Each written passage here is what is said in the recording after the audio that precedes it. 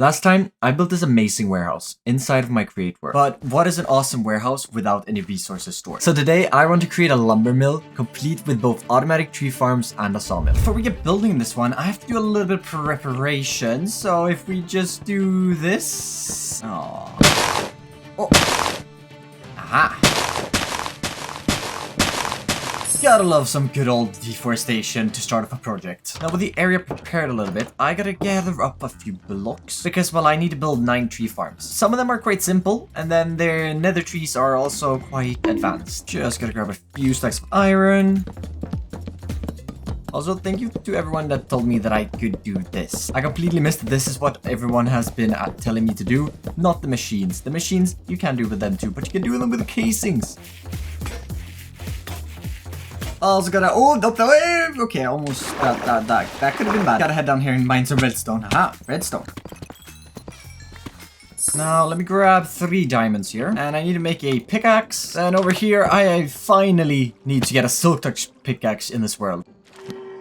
Yes, silk touch. Gotta run over here because I need some nylium here for the nether tree farms. Then also need some crimson, and I don't have a gold helmet, so please be no piglings here. Now, final thing here, I need the schematic cannon and the schematics of these because there's 9 farms, and I don't want to build them all myself. Ooh, almost got driven over by the train again. All right, so on this side over here, I've marked out 5 spots where I want some tree farms. And these right here behind me will be birch, oak, spruce, jungle, and acacia. Because all of those works in the same sort of farm. But then we have 4 other wood types that don't work in this farm. But we'll get to that in just a little bit. If we place the schematic cannon here in the middle of these, then let's start with this one. So we put the schematic here, and it's a very simple tree farm. Okay, that should be everything we need. So if we just click bonk, this shouldn't take time at all because it's such a simple little farm. But I'm gonna have to build a lot of these, so this saves me a little bit of time. All right, now that's the first one. Now let's just repeat this 4 times.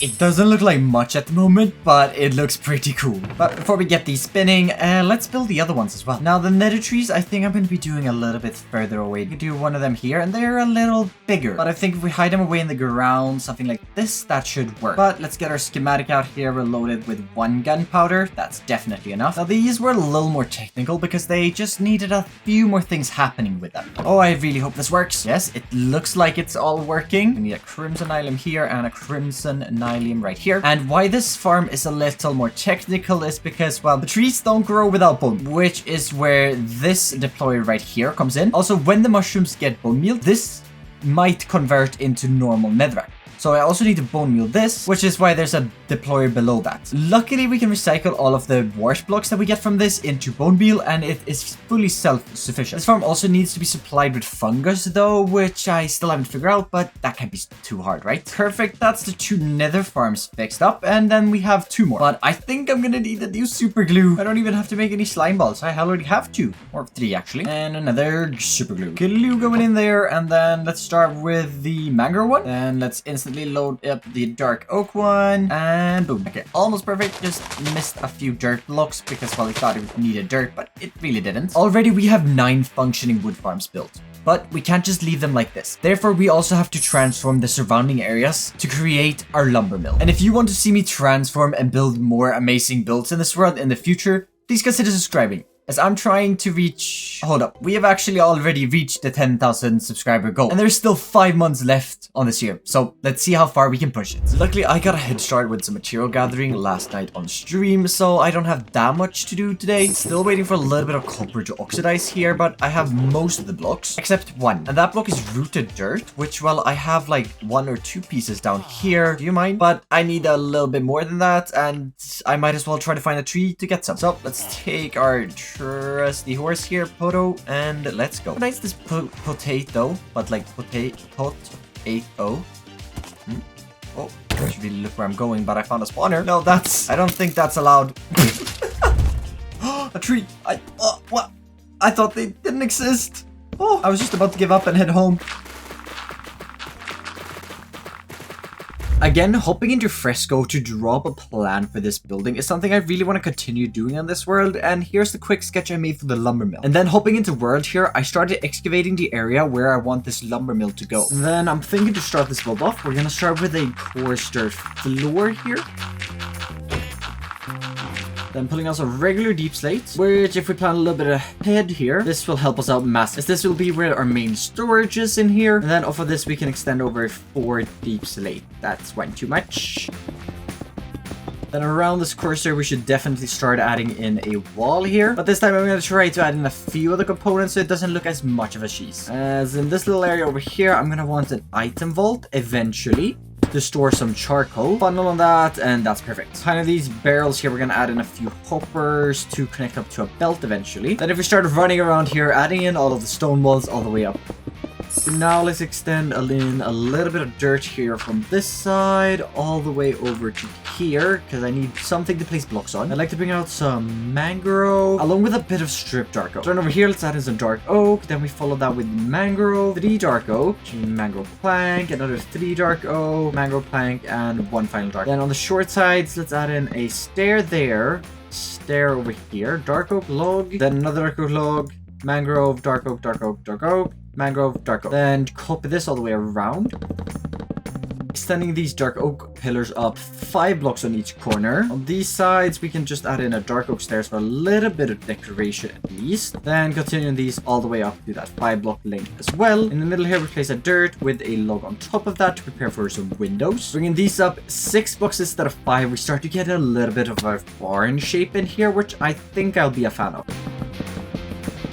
Now where I previously added these stairs, let's add in a few mangrove palisades going all the way up to add a little bit of a depth to this wall. And same on the other side, of course, can't forget that. Now we can start working on the walls, adding up our mangrove.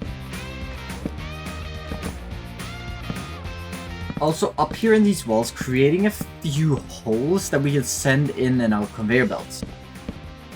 Before adding in a few windows on the top and then finishing it off.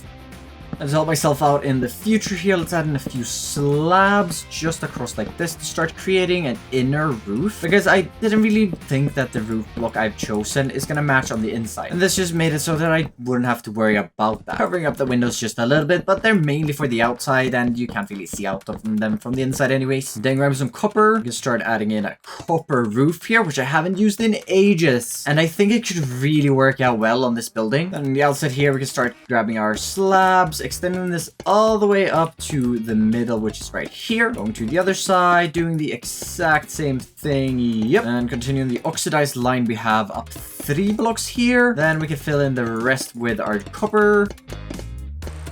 And I've not had any time to gather up any honeycombs, so this is gonna age down for now, but I'll work on that tomorrow on my 12-hour stream, hopefully. Then we can add in a little bit of a pop-up at the top of this roof here, just to make it a little more interesting, which we can take some walls with some vertical spruce planks, and I am absolutely in love with these vertical planks.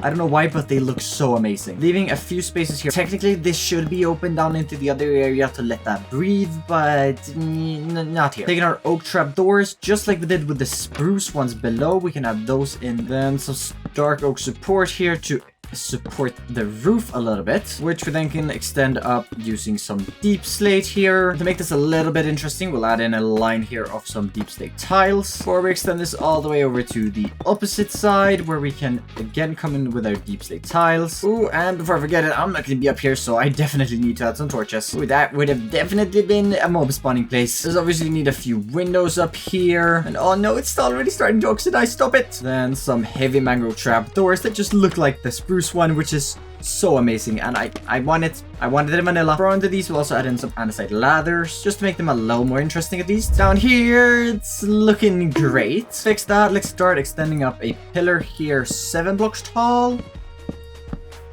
Then bringing in our vertical spruce planks yet again to add in some walls. Before we start working on the roof, let's start extending in a little bit of andesite here. Then some polished andesite on this for a trim around this coarse dirt, or a retainer wall, I guess you could also call it.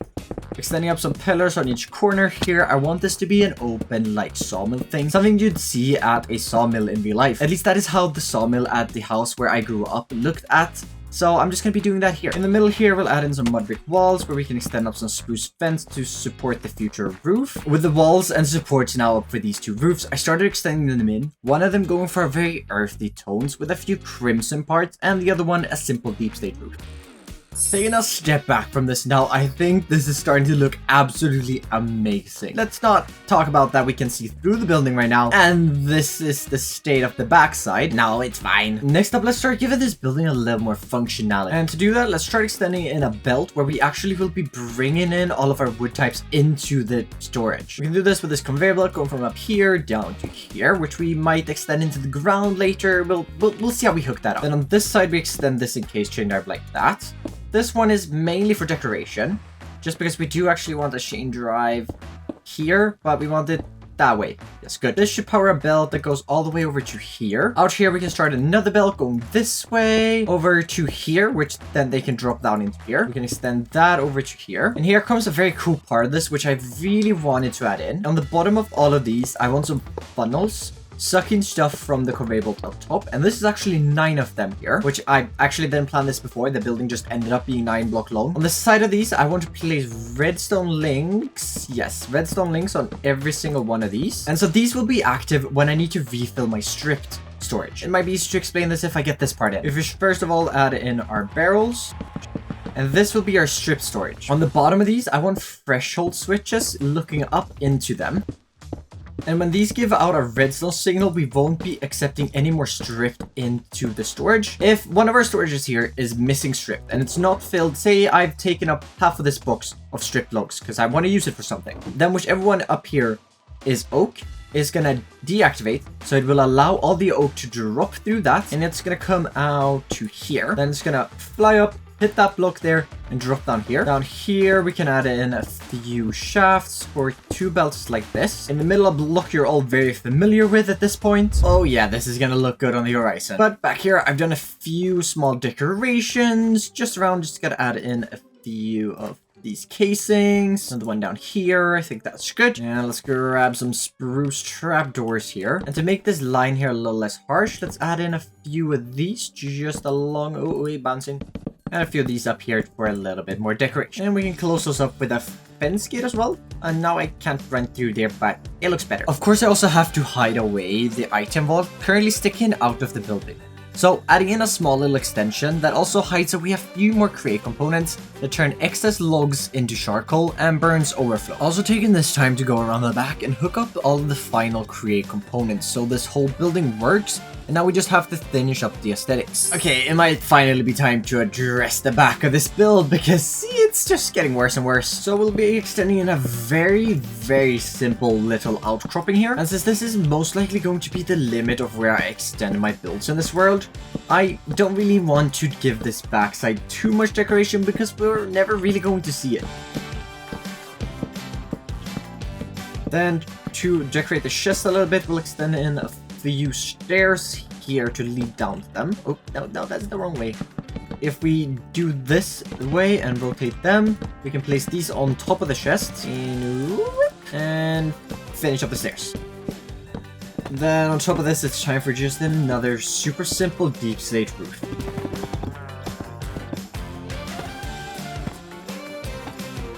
Then on top of this building, we start extending in a pit of packed mud bricks, where we can also add in a second tower here. Up here, let's add a campfire down on this one first. And one here, oh, ouch, and some trap doors around this, just like that. And then a millstone on the top of that to let out a little bit of smoke, but not too much. And it also adds a very nice top to that. And then the final push here for some detail, let's add in a little bit of a doorway in here, some stairs right here, and then we'll start extending in a little bit of spruce report, I was gonna say, but this is dark oak stem all across like this, and leaving that little bit of a gap here, which I really like doing because it adds just that little bit of extra touch to it. And then to finish up the lumber mill building, I decided to add a water tower to the back of it. And with that, the lumber mill building is completed. But there's still so much to do, and I need to craft up a bunch of create components here. I'm not sure if 11 belts is going to be enough, but I hope so. If we first of all take a bunch of strip logs here and place them down, and coming in with our andesite alloy, let's turn all of that into some casings, which we can then pick up to use in a crafting recipe. First of all, we can create a lot of cogwheels, which we can then turn into 32 gearboxes. And we can also craft a few encased chain drives. They might be good to have. Grab a few shafts, and let's pray that 13 mechanical belts is enough, as I need to hook all of these 5 farms up and the 4 ones down there to that belt. This shouldn't be too hard, and hopefully I have enough. Now this is at least all of the regular ones sorted, and we still have 17 belts to spare. Okay, I have one final build, and yep, it is enough to make it over here. Perfect. Just the amount I needed. That is lucky. Now there's only really one way to test if all this works, and I need to power this whole building. Luckily, it only needs around 2,500 SU, so 5 water wheels should be enough. For now, I can make this really ugly as I can improve it later. Eventually, I want these water wheels to be visible, but I'll have to set that up on stream either tomorrow or when I get back from Spain. Okay, it's spinning. It's not the prettiest right now, but it's better than a blob of wool, maybe? Now let's see, is everything spinning? That's spinning the correct way. That is spinning the correct way. That's the wrong way, though. Okay, everything down here works. These still need to be supplied with the actual fungus for it to grow. I'll work on that in a bit, yeah? But the rest of them should work if I supply them with saplings. And now it's time for my 12-hour stream. I did a lot of things, like adding in the path leading from the lumber mill over to the iron farm. I also decided to stop being so lazy, and after some yelling by Twitch chat, I decided to start work on a waterfall behind the mill to house my 6 water wheels instead of them being underground. Well, that was an absolutely crazy stream, and it's the same day. It's an hour after I ended that stream, and I'm here to play more Minecraft and do more recording. Am I good? Yes. With the state of this project now, I have only a few things left on my list to call this completed. And that list is right here, and we have 4 things on them. So, custom trees, fallen trees, fungus farm for the nether trees, of course. Then we got some bushes around the tree farms and more bushes. Turning my voice off for a bit now and just building. I decided to gather up a few of every leaf block so I could cover every single farm in its own leaf. I quickly, however, realized that placing leaves around the tree farms would not work, just because as the saws cut down the trees, it also removes the leaves I've just placed. So instead of going this route, I just placed some fences and sweetberry bushes around all of the farms. Uh-oh, that doesn't look good. Alright, I got a schematic here of a few leaves and wood blocks I need to gather up to build a few custom trees. Grabbing a few saplings here and the stack of bone meal that I own. I am very, very poor on bone meal because according to this clipboard here, I need about 5 stacks of birch leaves and 18 of oak. Oh boy, a lot of trees. Oh, and then taking my horse, and I really wanted an elytra so I can just fly away to a forest and just cut all the leaves down there. So why don't we go and get an elytra in the next episode? And if you have any suggestions on what I should name my elytra, then comment that down below. And now we can take our netherite hoe here and just mine away. Also, if you're confused why I now have netherite tools, we went netherite mining on my 12-hour stream, but netherite mining is quite boring. Grabbing the last stack of oak leaves from my storage. So let's deep that in here, and this should be everything I need for all the trees. And wow, such a cool time lapse here building trees, and I wanted to make this one long so you can actually see the trees building. And since it's a long time lapse, I don't really know what to say, so here's me talking over a long time lapse while building trees. Well, I'm not building trees, the schematic cannon is building trees. Wow, so cool. Yup, some custom trees around this. Do you mind, bush? Some custom trees all around this mill. Oh, the aesthetic down here is just starting to become so lovely. Before we get on in the final decorations though, I really need to fix the nether tree farms, because they aren't producing anything, and I want the warp wood, I want the crimson wood, I want it all. So back to the storage room we go to fix that issue. We'll be creating a very vanilla farm here. Gonna need my last very precious slime ball here for a piston. The final thing I should have up here, yes, crimson nylium and warp nylium, perfect. And this farm is by Exumavoid, and there will be a link to his video in the description. This should be sufficient space.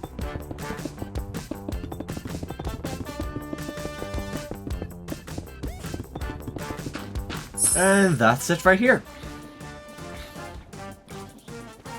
No creeper, nope. No. But if we take our saplings from over here, which we won't be using, just to make a few bone meals for us. And well, 7 is gonna get me a lot, I can already tell. This is not gonna give me anything, but I wanna see if it works. Oh yeah, that actually wasn't too bad. I just haven't powered these yet, so let's quickly just do that. That spins the right way. Oh, there we go. Come on, potato. We gotta go to the storage and get a funnel. Funnels acquired, and let's head back. And now, hopefully, this one should be quite self-sufficient. Then, of course, we gotta power the crimson one as well in just the same manner. Oh, there comes our first crimson. Oh, that's beautiful. Oh, yes. Seeing this whole area just working, making me logs is amazing. To finally see this project starting to come together. Finally, after a few more small decorations, I'm finally at a place where I can call this project completed. So thank you so very much for watching, and I'd just like to say a massive thank you for 10,000 subscribers. At the time of recording this, I've also just hit 15,000, which is just a crazy amount of subscribers, which I never thought would happen when I started this channel. Thank you so much for all of the support lately, and I'll see you in the next one. Bye bye.